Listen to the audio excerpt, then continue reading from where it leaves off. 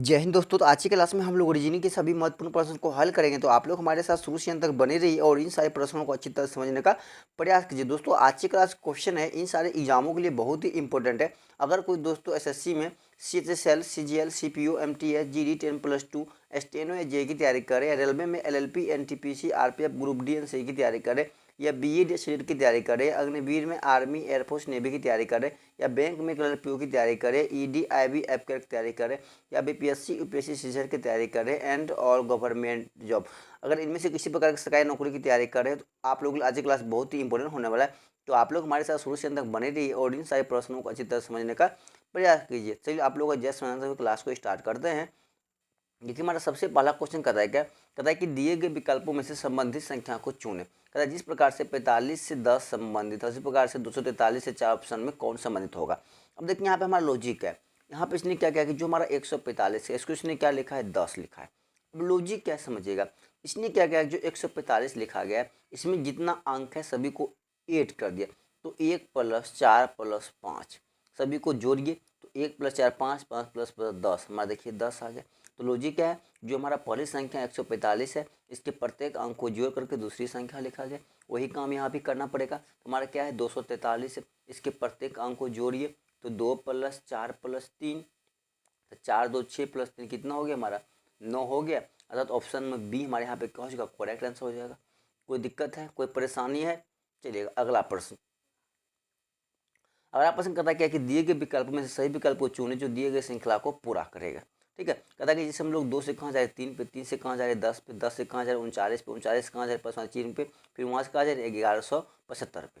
अब देखिए लॉजिक क्या है, हम लोग 2 से कहाँ जा रहे हैं 3 पे, 3 से कहाँ जा रहे हैं 10 पे, 10 से कहाँ जा रहे हैं 39 पे, 39 हम लोग कहाँ जाएंगे। ठीक है, और फिर यहाँ से हम लोग कहाँ जा रहे हैं 1175 पे। अब देखिए लॉजिक क्या है, अगर हम मान लें कि 2 से 3 से जा रहे हैं, क्या इसमें हम लोग गुने का 2 माइनस का 1 कर सकते हैं? कोई दिक्कत है? 2 गुने का 2 कितना हो गया 4 - 1 हमारा 3 आ गया। फिर देखिए अगर 3 से हम लोग 10 पे जा रहे हैं, क्या हम इसमें गुने का 3 प्लस का 1 कर सकते हैं? तो 3 × 9 + 1 10 हो गया। फिर देखिए अगर लोग 10 से जा रहे हैं 39 पे, क्या हम लोग गुने का 4 माइनस का 1 कर सकते हैं? तो 10 गुने का 4 कितना 40 - 1 हमारा कितना हो गया 39 हो गया। तो अब यहाँ से पहले हम लॉजिक ढूंढते, लॉजिक क्या है देखिए, पहले गुने का 2 किए, फिर गुने का 3 किए, फिर गुने का 4 किए। मतलब क्या गुने में सबसे पहले देखिए हमारा 1 1 का वृद्धि हो रहा है, गुना में क्या हो रहा है 1 1 का वृद्धि हो रहा है, और प्लस माइनस में क्या देखिए पहले माइनस हुआ तो फिर प्लस हो गया, तो फिर माइनस हुआ मतलब आगे क्या हो जाएगा हमारा प्लस हो जाएगा। इसका मतलब कि अगर हम लोग 39 से प्लस वाले चिन्ह पे जाएंगे सबसे पहले क्या होगा गुने का 5 होगा और प्लस का 1 होगा। तो 39 गुने का 5 करेंगे हमारा कितना हो जाएगा 195, प्लस का 1 करेंगे हमारा कितना हो जाएगा 196 हो जाएगा। कितना हो जाएगा 196 हो जाएगा। अर्थात ऑप्शन नंबर ए हमारे यहाँ पे क्या हो जाएगा करेक्ट आंसर हो जाएगा 196। कोई दिक्कत है, कोई परेशानी है? चलिएगा अगला प्रश्न। देखिए हमारा अगला प्रश्न कहता है क्या कि दिए गए विकल्पों में से संबंधित अक्षर युग्म को चुने। जिस प्रकार से डी को ओ लिखा गया उसी प्रकार से ए एफ को क्या लिखा जाएगा। अब देखिए यहाँ पे लॉजिक है। अब देखिए डी हमारा कितना होता है 4, ई कितना होता है हमारा 5। सबसे पहले क्या किया इन दोनों को आपस में ऐड कर दिया। ठीक है, तो डी कितना होता है 4, ई कितना होता है 5, दोनों को आपस में क्या किया इसने ऐड कर दिया। तो 4 5 कितना हो गया हमारा 9 हो गया। कितना हो गया हमारा 9 हो गया। फिर इसने क्या किया 9 में गुने का 2 कर दिया, तो 9 गुने का 2 हमारा कितना हो गया 18 हो गया। फिर इसने क्या किया इसमें माइनस का 3 कर दिया, तो 18 में से जाएगा 3 कितना हो गया 15। देखिए हमारा ओ लिखा गया, तो ओ कितना 15 पे होता है हमारा 15 आ गया। तो सेम लॉजिक हमें यहाँ भी करना पड़ेगा ए एफ। तो ए कितना 1 प्लस एफ कितना होता है 6, तो 1 + 6 कितना हो जाएगा हमारा 7 गुने क्या मिस्टेक करा है कि 7 गुने का 2 करना है, तो 7 गुने का 2 कितना हो जाएगा 14, और माइनस का 3 करेगा हमारा कितना हो जाएगा 11 सॉरी। तो 11 कौन सा ऑप्शन में बी में है, इसलिए ऑप्शन में बी हमारे यहाँ पे क्या हो जाएगा करेक्ट आंसर हो जाएगा, ऑप्शन नंबर बी हो जाएगा। कोई दिक्कत है, कोई परेशानी है हमारा समझ में आ गया? चलिएगा अगला प्रश्न देखिएगा। देखिए हमारा अगला प्रश्न कहता है क्या कि दिए गए विकल्पों में से संबंधित शब्दों को चुने। जिस प्रकार से पेंच को पेंचकस कहा गया उसी प्रकार से कील को क्या कहा जाएगा। अब देखिए पेंच और पेचकस के बीच क्या संबंध है, उसी प्रकार से कील के बीच संबंध लगाना होगा। यहाँ पे लॉजिक बहुत ही सिंपल है। सिंपल क्या है देखिएगा, जो हमारा पेंच होता है, पेंच का मतलब जैसे हम लोग कांटी हो गया, कोई कील हो गया उस, ठीक है, जैसे कोई स्क्रूप हो गया समझो, सिंपल सी बात, कोई हमारा क्या हो गया स्क्रूप। तो स्क्रूप को हम लोग की पेंचकस की सहायता से कसते हैं कि नहीं, नहीं होता कोई स्क्रूप जो पेंचकस की सहायता से हम लोग क्या कहते हैं उसको कसते हैं।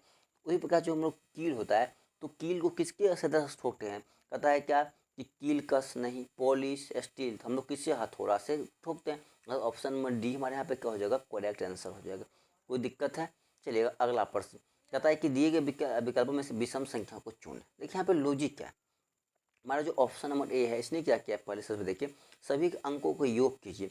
सबसे पहले क्या करें, अंकों को अगर बड़ा रहे तो उसके अंकों को योग कर लीजिए, सबसे बेहतर यही रहेगा।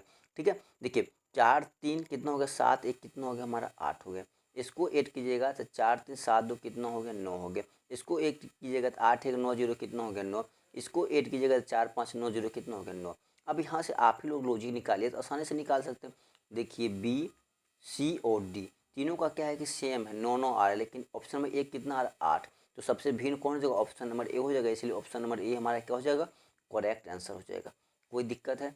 चलिएगा अगला कहता है कि दिए गए विकल्पों में से लुप्त संख्या को चुने। कहता है यहाँ पे कौन सी संख्या आएगी हमें ज्ञात करना है। अब देखिए यहाँ पे लॉजिक क्या है, लॉजिक इसने क्या किया, जो हमारा यह 6 है, ठीक है, इसने क्या किया, और जो जो बीच वाली संख्या हमारा 3 है, इसने क्या किया कि 6 का पावर 3 कर लिया। जो सबसे नीचे है उसको बेस बनाया, बीच वाला को पावर बनाया। अब देखिए 6 का पावर 3 कितना होता है हमारा 216 होता है। 6 का पावर 3 कितना 216, देखिए हमारे 216 आ गया। समझ में आ गया लॉजिक। फिर देखिए यहाँ पे 2 है, इस क्या है 4 है, तो इसका मतलब क्या है कि 2 के पावर 4, तो 2 के पावर 4 कितना होता है 16 होता है। देखिए हमारा ये 16 हो गया। तो उसी प्रकार से हमारे क्या करना है यहाँ, तो 7 का पावर कितना हमारा 49 होता है। तो 7 का पावर कितना 2 हमारा कितना होता है 49 होता है। अर्थात जो पावर है हमारा वो हमारा कहाँ है मिडिल में आएगा, यहाँ कितना आ जाएगा 2 आएगा। अब 2 कौन सा ऑप्शन में, ऑप्शन नंबर सी हमारे यहाँ पे क्या हो जाएगा, करेक्ट आंसर हो जाएगा। कोई दिक्कत है, कोई परेशानी है। चलिएगा अगला प्रश्न देखिए, कहता है क्या कि यदि एफ है, कहता है कि यदि एफ भाई है ए का, कहता है कि यदि जो एफ भाई है किसका, ए का। मान लीजिए हमारा ए है, ए का भाई कौन है एफ, ठीक है, ब्रोदर है, ए का भाई एफ है, ठीक है का। सी पुत्री है ए का, सी कहता है पुत्री है ए का, ठीक है, ए का पुत्री कौन है सी पुत्री है। फिर कहता है कि के की बहन एफ है, कहता है के की बहन कौन है एफ, एफ भाई है ए का। अगर एफ भाई है ए का तो के बहन है एफ की, और के जो है एफ की क्या है, एफ की क्या है बहन है, सॉरी क्या हो जाएगा बहन, तो मतलब माइनस में हो जाएगा सिस्टर है, ठीक है बहन है। और कहता है जी भाई है सी का, जी जो भाई है सी का, तो सी का भाई कौन है जी, सी का भाई कौन है जी है। तो कहता है कि जी का चाचा कौन है। अब देखिए तो बहुत ही सिंपल है। अब एक चीज बताइए, नहीं सिंपल है। अब जी का पिता कौन हो जाएगा ए, और ए का भाई कौन है एफ, तो ऑटोमेटिक है कि जी का चाचा कौन हो जाएगा एफ हो जाएगा। तो ऑप्शन में बी हमारे यहाँ पे क्या हो जाएगा, करेक्ट आंसर हो जाएगा। इसमें क्या क्या जान है। चलिएगा अगला प्रश्न देखिए, कहता है कि एम को 22 से 44 आदि दशा, टी को 67, तो हमको इसको दर्शाना तो वेरी सिंपल है, हर क्लास में करवाते हैं आप लोग। हमको सिर्फ क्या है, हमको सी का कोड देखना है। ऑप्शन से देखिए सी का कोड 10 में है, चलिए यहाँ पे ठीक है। फिर देखेंगे आर, आर क्या है 5 9, तो 5 और 9 में देखिए हमारा आर है, चलिए ये भी सही है। ओ का कितना है 0 2, 0 2 में ओ है, चलिए हमारा ओ भी है। फिर कहता है पी का कितना है 6 5, तो 6 और 5 में देखिए हमारा पी है, 6 5 में पी भी है। एस क्या है 0 0, देखिए 0 0 हमारा एस है नहीं एम है, मतलब ऑप्शन नंबर ए हमारा छट गया। बी में आइए, कहता है कि सी को 2 3 लिखा है, तो 2 और 3 में देखिए हमारा सी है, चलिए सी भी है, ठीक है। कहता है कि आर को इसने क्या लिखा है, देखिएगा आर को लिखा है इसने 7 और 8, तो 7 और 8 में देखिए हमारा आर है, चलिए आर भी है, ठीक है। ओ को इसने क्या लिखा है 1 4, तो 1 और 4 में ओ है, हमारा ओ भी है, चलिए। पी को इसने क्या लिखा है 9 9 9 9 में देखिए हमारा पी है, पी भी है। देखिए एस को लिखा है 3 0, क्या 3 0 में एस है, 3 0 हमारा देखिए हमारा एस भी है। ये ऐसा ऑप्शन में बी हमारा क्या हो जाएगा, करेक्ट है। मतलब ये सभी क्या है कि इनको संतुष्ट कर रहा है, ठीक है, इसीलिए ऑप्शन में बी हमारा क्या हो जाएगा, करेक्ट आंसर हो जाएगा। कोई दिक्कत है। चलिएगा अगला प्रश्न कहता है कि सभी कप कुर्सियां हैं, कहता है ये जो सभी कप है क्या है, कुर्सियां हैं, ठीक है। हमारा कप हो गया CUP कप, ये हमारा क्या हो जाएगा चेयर हो गया, CHAIR चेयर हो गया। कहता है कि कोई कुर्सी मेज नहीं है, कोई भी कुर्सी मेज नहीं है, कोई भी अगर कुर्सी मेज नहीं है इसका मतलब कोई कप भी मेज नहीं होगा। तो सिंपल सी बात है, अगर कोई कुर्सी मेज नहीं है तो कोई कप भी मेज नहीं होगा, कोई कप भी क्या होगा मेज नहीं होगा। अब कहता है क्या है, कुछ कप मेज नहीं है, ये बात सही है क्या, कुछ कप मेज है नहीं है, तो हमारा पहला क्या हो जाएगा सही हो जाएगा। क्यों, क्योंकि दिक्कत है कि सभी जो हमारा कप है, समझिए कहता है कि सभी कप हमारा कुर्सियाँ हैं, ये जो सभी कप है ये सभी कप हमारा क्या है कुर्सियाँ हैं, मतलब कुर्सी के अंदर है सभी कप। कहता है कि कोई भी कुर्सी मेज नहीं है। अगर कोई कुर्सी ही मेज नहीं है, क्या कोई मेज कप हो सकता? नहीं, क्योंकि कप क्या है, चेयर के अंदर है, कुर्सी के अंदर है, तो ये संभव है। कहता है कि कुछ कप मेज नहीं है। क्या कुछ कप मेज है? तो एक भी कप मेज नहीं है, तो कुछ क्या दे, सही बात है कि नहीं है। ठीक है, फिर कहता है कि कुछ कुर्सियां कप है, तो कुछ कुर्सियां हमारा क्या है, कप है, ये भी हमारा सही बात है। तो कुछ कुर्सियां जो हमारा है क्या, ये कप नहीं है, ये भी हमारा सही बात है। कुछ कुर्सियां क्या है, कप है। हमारा क्या हो रहा है, दोनों निष्कर्ष सही हो रहा है, तो दोनों ही निष्कर्ष, ऑप्शन नंबर सी हमारे यहाँ पे क्या हो जाएगा, करेक्ट आंसर हो जाएगा। कोई दिक्कत है, कोई परेशानी है? चलिएगा अगला प्रश्न देखिए, कहता है क्या कि दी गई आकृति में कौन सा अक्षर उन कलाकारों को दर्शाता है जो नर्तक, गायक और वायलिन वादक भी है। ठीक है, अब शुरू करा कि उन कलाकारों मतलब कलाकार भी है, नर्तक भी है, गायक और क्या है, वायलिन वादक भी है, वायलिन वादक भी है, चारों है, मतलब गायक भी है, नर्तक भी है, वायलिन वादक भी है और कलाकार भी है। अब देखो सबसे पहले देखो, ये सबसे पहले देखो चारों में कौन है। ठीक है, जो छट रहा है, देखो ये चारों में आर है नहीं, आर ऑप्शन में है भी नहीं। देखो पी चारों में है नहीं, तो पी छट गया, ऑप्शन छाट दो कि एस चारों में है नहीं, तो एस छट गया। ठीक है, देखो यू चारों में है, यू चारों में है नहीं, देखिए हमारा यू चारों में नहीं है, यू भी छट गया।